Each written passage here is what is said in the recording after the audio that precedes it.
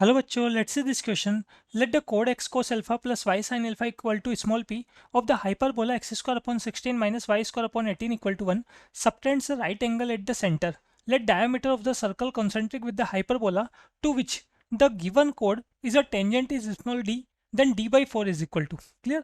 देखिए यहाँ पे हमारे पास क्या हो रहा है, हाइपरबोला गिवन है, साथ में कोड गिवन है, और कोड क्या कर रहा है, जो सेंटर पॉइंट है, सेंटर पॉइंट क्या होगा हाइपरबोला का, ओरिजिन पॉइंट, उस पर राइट एंगल सबटेंड कर रहा है। तो इसका मतलब हम क्या करने वाले हैं यहाँ पर, बाय यूजिंग होमोजिनाइजिंग यूज करके हम क्या करेंगे, एक्स स्क्वायर और वाई स्क्वायर के जो कोफिशिएंट हमारे पास आते हैं उनके सम को क्या करते हैं, जीरो पुट करते हैं। क्लियर? तो सबसे पहले हमने क्या किया, जो कोड की इक्वेशन गिवन है यहाँ से अगर मैं सिंपल पी को एलएचएस में लेके आऊंगा तो हमारे पास आएगा X cos alpha plus Y sine alpha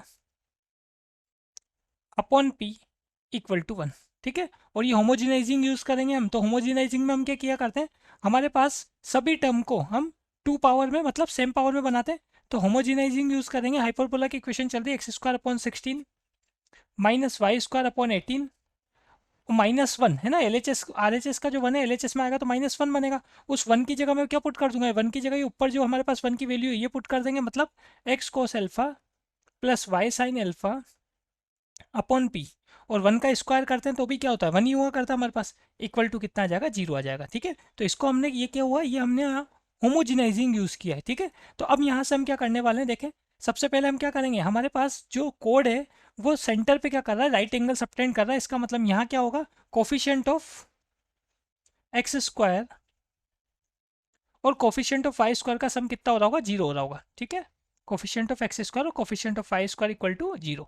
तो एक्स स्क्वायर के कोफिशिएंट की अगर हम बात करें क्या क्या आने वाला है देख लें, एक तो 1/16 है, और ये जो हमारे पास लास्ट टर्म चल रही है जिसमें होल स्क्वायर चल रहा है, इसको जब मैं ओपन करूंगा तो फर्स्ट टर्म आएगी x square into cos square alpha upon p square. तो एक्स स्क्वायर का कोफिशिएंट क्या रहेगा, एक्स स्क्वायर का कोफिशिएंट, और आगे माइनस भी चल रहा है तो minus cos square alpha upon p square रहेगा।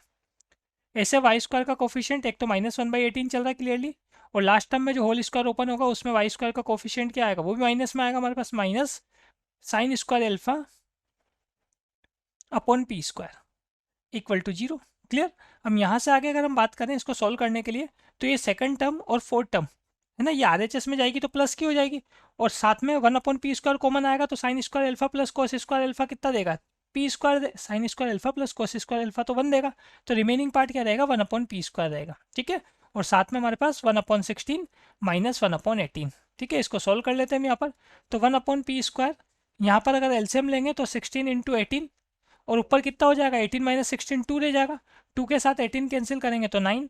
तो पी स्क्वायर हमारे पास चल रहा है यहाँ पर 16 इंटू 9, स्क्वायर रूट करेंगे बोथ साइड तो हमारे पास 4 इंटू 3 कितना हो जाएगा, 12 आ जाएगा, वो भी प्लस माइनस में।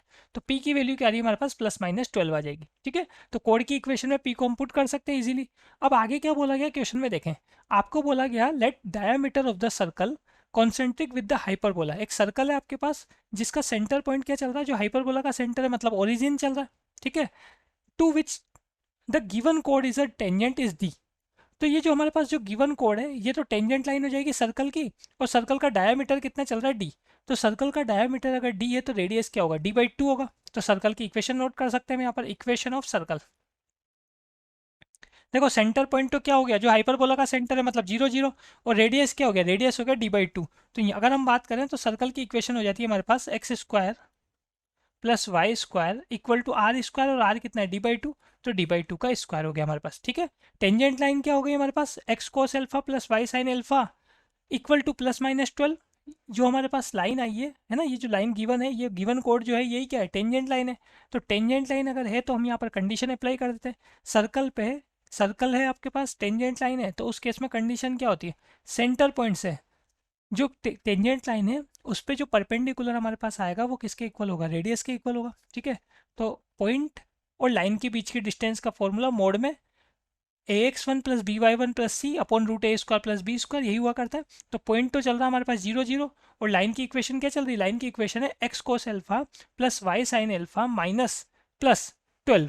ठीक है, आरएचएस का जो पी है अगर एलएचएस में आएगा +-12 एलएचएस में आएगा तो हमारे पास कैसा हो जाएगा, +-12 एलएचएस में आएगा तो -+12 हो जाएगा। ठीक है, तो एक्स की जगह 0 पुट किया, वाई की जगह 0 पुट किया, और ये -+12 अपॉन में आएगा रूट में एक्स स्क्वायर, या अपॉन में रूट में आएगा ए स्क्वायर प्लस बी स्क्वायर, मतलब एक्स और वाई के कोफिशिएंट का स्क्वायर का सम। तो cos square alpha plus sign square alpha ये तो हो गया हमारे पास सर्कल के सेंटर से जो टेंजेंट लाइन जिसको बोला गया, जिस कोड को टेंजेंट लाइन बोला गया है ना, उस तक जो डिस्टेंस हमारे पास आएगी वो हो गया। और किसके इक्वल होगा, ये इक्वल होगा सेंटर या जो सर्कल हमारे पास चल रहा है उसके रेडियस के। तो सर्कल का रेडियस कितना चल रहा है, सर्कल का रेडियस चल रहा है हमारे पास यहाँ पर d/2। ठीक है, इसको और सोल्व कर लेते हैं हम यहाँ पर। तो हमारे पास कितना हो जाएगा, d/2 जो है इसकी वैल्यू कितनी हो जाएगी, d/2 की वैल्यू हो जाएगी हमारे पास, मोड में चल रहा है डिनोमिनेटर तो 1 हो गया और मोड हटेगा तो सिंपल +12 ही रहेगा। ठीक है, इस 12 से 2 में LHS में लेके आ जाता हूँ तो d/4 कितना बन जाएगा, d/4 बन जाएगा हमारे पास 6। क्लियर। तो final answer is option number C. Best of luck.